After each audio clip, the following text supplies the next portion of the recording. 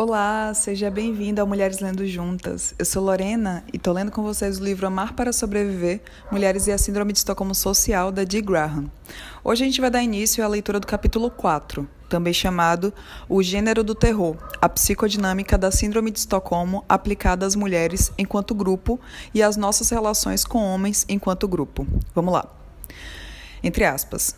Porque alguns ou muitos homens cometeram crimes contra mulheres, todos os homens se beneficiam das consequências.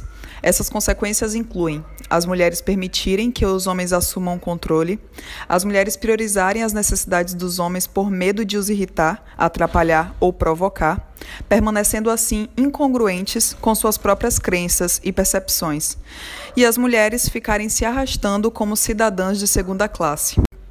Todos os comportamentos predatórios servem para nos manter no lugar que foi estipulado para nós. Se todos esses comportamentos masculinos acometem as mulheres de uma espécie de medo físico e/ou psicológico, elas continuam impotentes, dependentes da proteção masculina, limitadas geograficamente, subservientes e assustadas.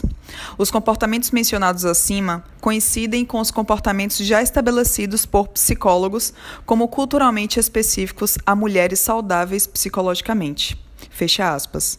Isso foi escrito por Leidig em 1981. No capítulo anterior, exploramos a possibilidade de todas as mulheres estarem expostas a condições propícias ao desenvolvimento da Síndrome de Estocolmo Social, ameaça à sobrevivência, impossibilidade de fuga, isolamento e gentileza. A violência dos homens contra as mulheres as estimula a criar vínculos com homens bondosos para receber proteção contra outros homens, criando as condições para a opressão individual das mulheres e da institucionalização da heterossexualidade. Essa violência é mistificada como normal, sob o pretexto de ser compatível com o papel sexual masculino. Neste capítulo, questionarei se as circunstâncias operantes em âmbito social que suscitam a Síndrome de Estocolmo estruturam o desenvolvimento psicológico da mulher, criando uma psicologia feminina baseada na síndrome. Ou seja, a psicologia da mulher coincide de maneira precisa com a psicodinâmica da Síndrome de Estocolmo Social? Levarei em consideração as mulheres enquanto grupo e mostrarei como a psicodinâmica da Síndrome de Estocolmo Social aparece na psicologia da mulher.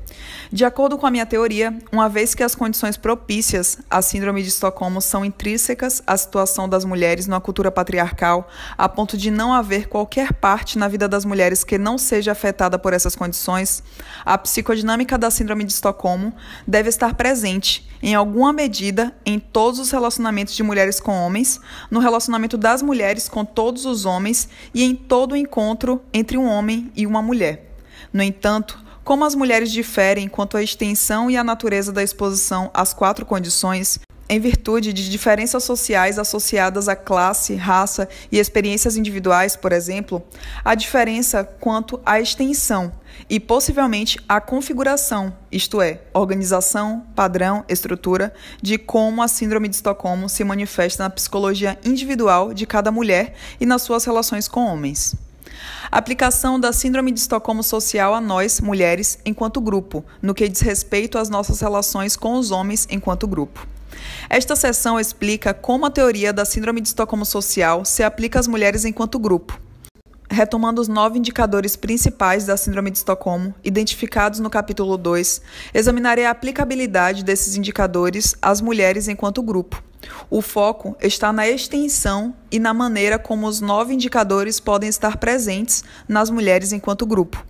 Uma lista com os 9 indicadores e um breve resumo das evidências da presença da Síndrome de Estocolmo Social nas mulheres está disponível no anexo 4.1. Não estou alegando que esses indicadores se aplicam a nós simplesmente porque somos mulheres, mas por causa da natureza das relações entre homens e mulheres na cultura patriarcal. Defendo que esses indicadores são fruto das relações desiguais de poder entre os sexos, caracterizadas pelas 4 condições propícias ao desenvolvimento da Síndrome de Estocolmo. Não acredito que os indicadores da Síndrome de Estocolmo são resultados de diferenças baseadas no sexo biológico. A discussão sobre cada um dos 9 indicadores da síndrome relativamente às mulheres, enquanto grupo, é bastante superficial. O material exige reflexão. Encorajo as leitoras a levar o tempo que precisarem para digerir o conteúdo dos 9 tópicos a seguir. 1. O cativo exibe sintomas de trauma contínuo ou de transtorno do estresse pós-traumático, TEPT. A Associação Americana de Psiquiatria define o transtorno de estresse pós-traumático, TEPT, como, entre aspas, o desenvolvimento de sintomas característicos após um evento psicologicamente perturbador que esteja fora do espectro da experiência humana comum. O estressor que causa a síndrome seria notoriamente perturbador para quase qualquer pessoa, fecha aspas.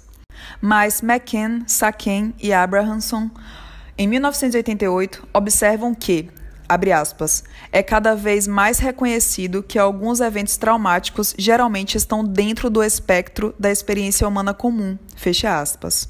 McCann et al. Categorizaram os sintomas de TEPT da seguinte maneira: emocionais, que incluem medo, ansiedade, depressão, baixa autoestima, raiva, embora ela possa estar ausente quando a vítima teme sofrer retaliação por expressar raiva, culpa e vergonha. Cognitivas, que se referem às perturbações de percepção como desrealização e dissociação.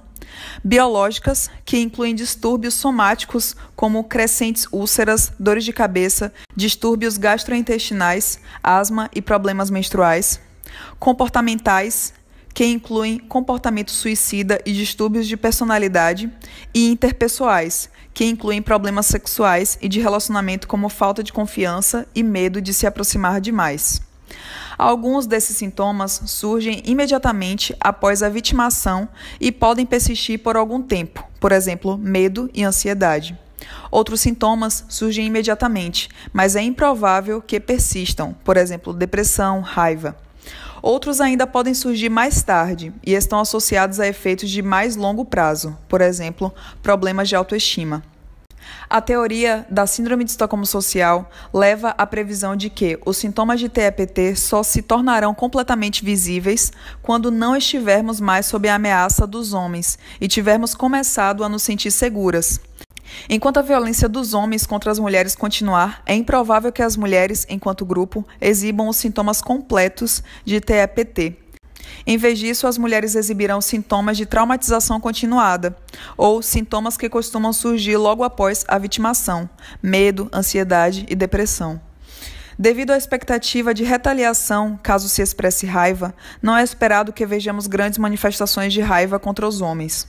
Sendo assim, é interessante que esses sintomas, que podem ser interpretados como uma reação de estresse traumático, venham sendo observados repentinamente nas mulheres enquanto grupo. Problemas físicos e psicossomáticos aparentemente inexplicáveis, comportamento de apego, sentimento de desamparo e impotência, depressão, explosões de ódio e raiva aparentemente ilógicas, ambivalência nas relações com homens e baixa autoestima. Examinarei agora a extensão desses sintomas nas mulheres, estruturando a discussão nas categorias de medo dos homens e transtornos mentais. A partir das informações disponíveis, observarei o quanto as mulheres exibem esses sintomas em comparação aos homens e tentarei determinar se esses sintomas estão ligados à violência dos homens contra nós. Medo dos homens. Brod, Hay e Vendito, em 1990, descobriram que as meninas do 2º, 3º, 6º e 7º anos, quando comparadas aos colegas do sexo masculino, relatavam possuir sentimentos mais intensos de medo. Ambos, meninos e meninas, na verdade, relatavam sentir mais medo de meninos do que de meninas. A feminilidade, tanto em meninas quanto em meninos, estava associada ao medo intenso de meninos. Além disso, associações entre medo e papel sexual eram mais fortes do que entre medo e sexo biológico. Os resultados sugerem que a intensidade do medo que as pessoas sentem dos homens tem relação com os papéis que elas assumem, não só com o sexo biológico. Obtiveram resultados semelhantes quanto ao sentimento de mágoa. As meninas também expressavam sentimentos mais intensos de mágoa causada por meninos do que por meninas, e a intensidade da mágoa das meninas era maior do que a dos meninos, fossem eles magoados por meninos ou meninas. Em ambos os sexos, havia relação entre feminilidade e sentir-se magoado por meninos.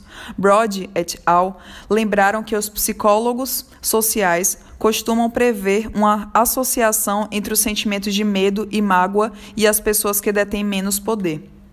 Os resultados dos estudos resumidos em Henley e LaFrance, em 1984, sugerem 2 indicadores indiretos do medo que as mulheres sentem dos homens. Estudos sobre o espaço pessoal das mulheres indicam que, quando têm a oportunidade de escolher onde sentar, as mulheres se sentam mais longe de homens do que de mulheres, e quando abordadas, preferem que os homens permaneçam mais longe delas do que as mulheres. No estudo com casais que moravam juntos, Graham, Ott e Rollins, em 1990, constataram que não era a violência física masculina em si que estava mais associada ao fato de as mulheres temerem por suas vidas, mas a ameaça de violência masculina. A regressão estatística dos itens do questionário referentes às violências física e emocional para o item, entre aspas, fez com que eu temesse pela minha vida, fecha aspas, revelou que os 2 melhores resultados para prever o medo de morrer eram 1. Não saber quando levariam tapas, golpes ou seriam espancadas, e 2. Ser ameaçadas com uma arma. Para nós, mulheres, enquanto grupo, a incerteza sobre as ações futuras dos homens, combinada à consciência de que os homens, enquanto grupo, são capazes de cumprir suas ameaças, nos mantém temerosas por nossas vidas. Robin Morgan, em 1989, descreve uma experiência familiar a todas as mulheres, estejam elas andando na cidade grande, num caminho de terra, indo pegar seu carro ou no campo. Abre aspas. De repente, escuta passos atrás dela, pesados, rápidos, passos de homem. Ela aperta o passo e sua pulsação também acelera. Ela está com medo. Pode ser um estuprador, pode ser um soldado, um assediador, um assaltante, um assassino. Pode não ser nada disso. Pode ser um homem com pressa. Pode ser um homem simplesmente andando no seu ritmo normal, mas ela tem medo dele. Ela tem medo porque ele é um homem. Ela não sente a mesma coisa nas ruas da cidade ou no caminhão de terra, no estacionamento ou no campo, se escuta passos de mulher atrás dela. É dos passos de homem que ela tem medo. É o momento que ela compartilha com todos os seres humanos que são mulheres. Fecha aspas. Quando descrevemos essa experiência nas nossas disciplinas de estudos da mulher e explicamos que toda mulher já passou por isso, os alunos do sexo masculino ficam incrédulos. Invariavelmente, um deles pergunta para as alunas mulheres, em tom de descrença, quantas delas já sentiram esse medo de fato. As mulheres, igualmente chocadas que um homem possa não saber que elas realmente se sentem assim, respondem com frases como, entre aspas, você só pode estar brincando, fecha aspas. Esse diálogo expõe claramente como o medo está sempre presente na vida das mulheres, mas não na dos homens. Ele expõe dramaticamente o que significa ser homem, em vez de mulher, numa cultura patriarcal, e revela até que ponto o medo e a ausência de medo podem ser dados como naturais. Jackson Katz, fundador de um grupo anti-violência em Boston, chamado Real Men, Homens de Verdade, encontrou uma técnica eficaz para demonstrar que a violência contra a mulher é um problema sério. Ele desenha uma linha no meio da lousa e pedem que, de um lado, os homens listem as coisas que eles fazem para evitar agressões sexuais. A resposta típica é, entre aspas, nada, fecha aspas. Do outro lado da lousa, pede que as mulheres listem as coisas que elas fazem para evitar agressões sexuais. Esse lado da lousa é preenchido rapidamente. As esposas de travestis e transexuais expressaram sua preocupação para a doutora Caroline Kowach, psicoterapeuta, de que seus maridos não sabiam ter medo e, portanto, não tomavam as devidas precauções quando saíam de noite vestidos como mulheres. Ou seja, as mulheres estavam preocupadas porque os homens, tendo crescido como homens, não tinham aprendido como era perigoso ser mulher e, por isso, não sabiam ter medo, nem tomar as preocupações adequadas, como não andar sozinhos de noite. Gordon e Reed, em 1989, constataram que o que as mulheres mais temem é o estupro. Quando elas pensam nisso, entre aspas, se sentem aterrorizadas e meio paralisadas, fecha aspas. Gordon e Reed descobriram que 61% das mulheres que vivem nas 26 maiores cidades dos Estados Unidos relataram se sentir muito em perigo ou um tanto em perigo, estando sozinhas de noite nos bairros onde moram. O grupo menos propenso a relatar se sentir em perigo era o de mulheres jovens, entre 20 e 24 anos, a faixa etária mais sujeita a agressões sexuais. Só 26% desse grupo relatou se sentir em perigo. O anexo 4.2 de Gordon e Ridger, em 1989, revela em que medida nós, mulheres, tomamos precauções para nos protegermos da violência masculina, especialmente do estupro. É importante pontuar aqui que é comum negar o medo do estupro. As mulheres que relatam não temer o estupro, isso é, elas nunca se preocupam com isso, cerca de 1/3 das mulheres do estudo, também relatam tomar precauções para se proteger do estupro. Gordon e Ridger mostraram que, às vezes, essas preocupações são bastante elaboradas. Assim, pode ser que as ações tomadas pelas mulheres para evitar o estupro sejam um medidor melhor do medo da violência masculina do que a admissão de temer o estupro. Convidamos as leitoras a responder as perguntas do anexo 4.2 no final do livro. As pesquisas estadunidenses indicam que os homens têm mais chance de ser vítimas de violência do que mulheres. Se é assim, por que as mulheres relatam ter mais medo de violência do que os homens? Como observado anteriormente, uma grande deficiência das pesquisas estadunidenses é que elas não analisam a prevalência da violência cometida por pessoas próximas, como maridos e namorados, e a maior parte da violência contra a mulher é perpetrada por homens do seu círculo íntimo. Por esse motivo, essas pesquisas subestimam grosseiramente a quantidade de violência a que as mulheres estão expostas. Além disso, enquanto a maior parte da violência dirigida às mulheres é predatória, a dirigida aos homens costuma envolver troca de socos. Além disso, as mulheres correm muito mais riscos do que os homens de sofrer violência sexual, a brutalidade mais assustadora. Transtornos mentais. Robbins et al., em 1984, constataram várias diferenças entre os sexos na prevalência na vida de 15 diagnósticos psiquiátricos. A prevalência na vida se refere ao percentual de pessoas que apresentaram transtorno em qualquer momento até a ocasião da entrevista. Confirmou-se que as mulheres apresentavam proporções definitivamente mais altas de episódio depressivo maior, agorafobia e fobia simples. Constatou-se que as mulheres apresentavam proporções provavelmente mais altas de distimia, transtorno de sintomas somáticos, transtorno de pânico, transtorno obsessivo-compulsivo e esquizofrenia. Os homens, por outro lado, apresentavam proporções de prevalência definitivamente mais altas de personalidade antissocial e abuso/dependência de álcool, e provavelmente mais alta de abuso/dependência de drogas. Os diagnósticos que não apresentavam ter diferença por sexo foram episódio maníaco e déficit cognitivo.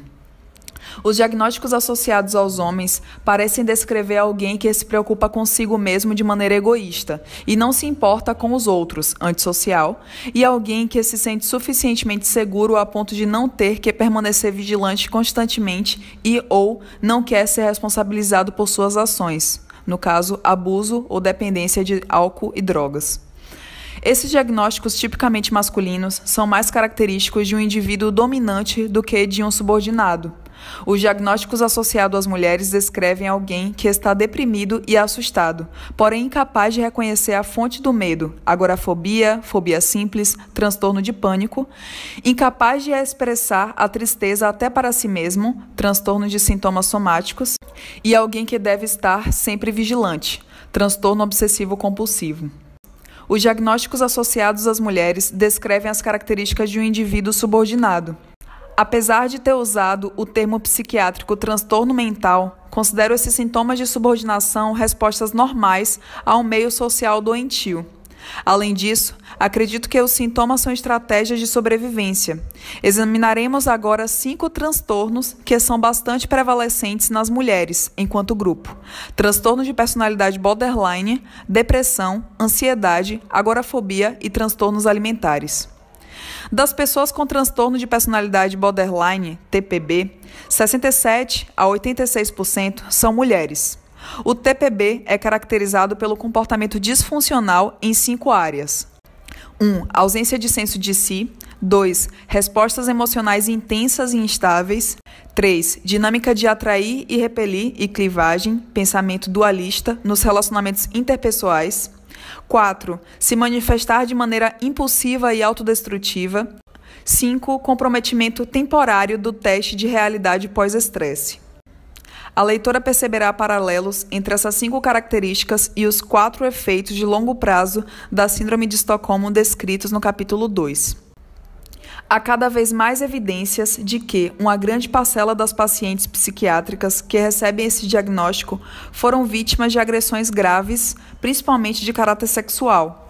Enquanto as mulheres traumatizadas tendem a receber o diagnóstico de TPB, os homens traumatizados tendem a receber o diagnóstico de transtorno de personalidade antissocial. Uma pesquisa local conduzida por Cochrane e Stopes Rowe, em 1981, constatou que as mulheres relatavam mais sentimentos de ansiedade, depressão e inadequação do que os homens.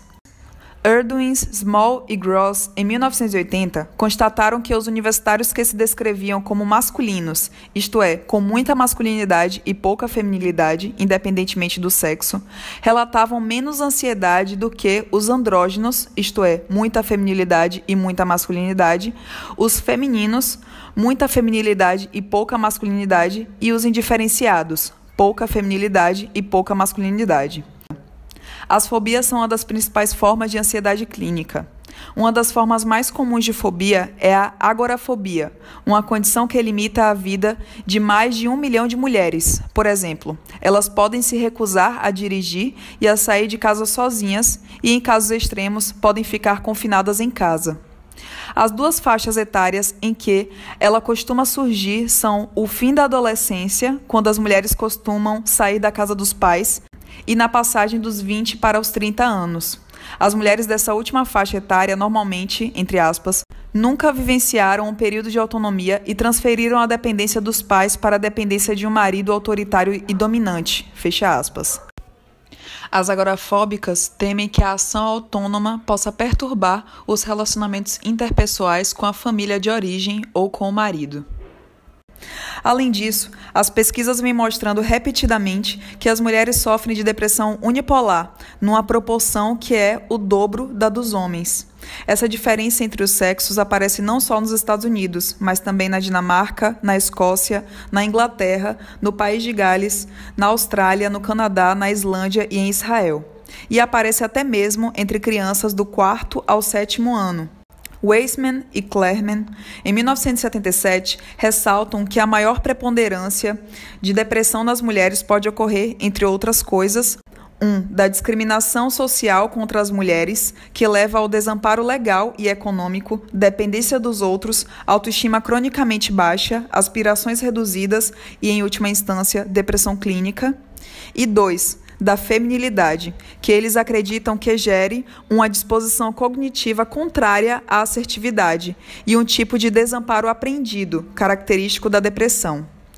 Se, como defendo, dominantes e subordinados são definidos com base nas características sexuais do corpo e o trauma imposto aos corpos das mulheres é usado para manter a dominância masculina sobre as mulheres, seria esperado que nós, mulheres, enquanto grupo, nos sentíssemos ambivalentes em relação ao nosso próprio corpo, tivéssemos dificuldade de cuidar dele e nos sentíssemos fora de controle no que diz respeito a isso. Mais de 2/3 das universitárias, em comparação à metade dos colegas homens, se alimentam excessivamente, entre aspas, de maneira descontrolada, fecha aspas. 12% das universitárias, em comparação a 6% dos colegas homens, relatam induzir vômitos. 13% dos estudantes universitários exibem todos os sintomas de bulimia, numa proporção de 87 mulheres para 13 homens. Bulímicos e anoréxicos, em comparação a uma amostra normativa de universitários de ambos os sexos, relatam um ímpeto mais forte pela magreza, maior insatisfação com o corpo, mais medo de envelhecer, sentimento mais forte de ineficiência, perfeccionismo mais intenso, maior desconfiança interpessoal e dificuldade de definir emoções interoceptivas e sensações como fome. Bulímicos exibem distorções cognitivas associadas à necessidade de estar perfeitos, como definido pela cultura. A maior incidência de bulimia e anorexia entre mulheres do que entre homens sugere que as mulheres, de fato, sentem menos controle sobre seus corpos, menos zelo para com o corpo e mais ambivalência em relação a ele. Mas, além disso, mulheres com transtornos alimentares parecem ter aceitado a definição cultural de quem elas devem ser, perfeitamente lindas, e se comparam a esse padrão impossível. Os resultados de todos esses estudos sobre medo dos homens e transtornos mentais indicam que as mulheres, enquanto grupo, possuem uma psicologia particular.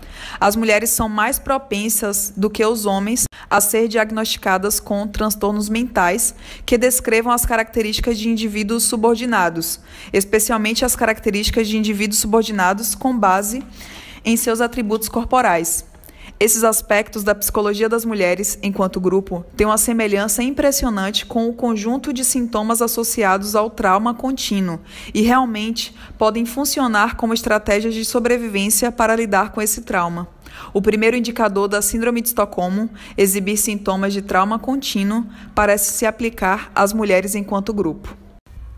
E com isso eu encerro a leitura dessa primeira parte do capítulo. Eu espero que vocês estejam gostando. Se quiserem mandar feedback, vocês podem estar enviando pelo Instagram, @mulhereslendojuntas. E se quiserem estar contribuindo com o canal, vocês podem participar da rede de apoio, tanto pelo Pix mulhereslendojuntas@gmail.com ou mesmo através do apoia.se/mulhereslendojuntas. Então é isso, até a próxima. Tchau, tchau.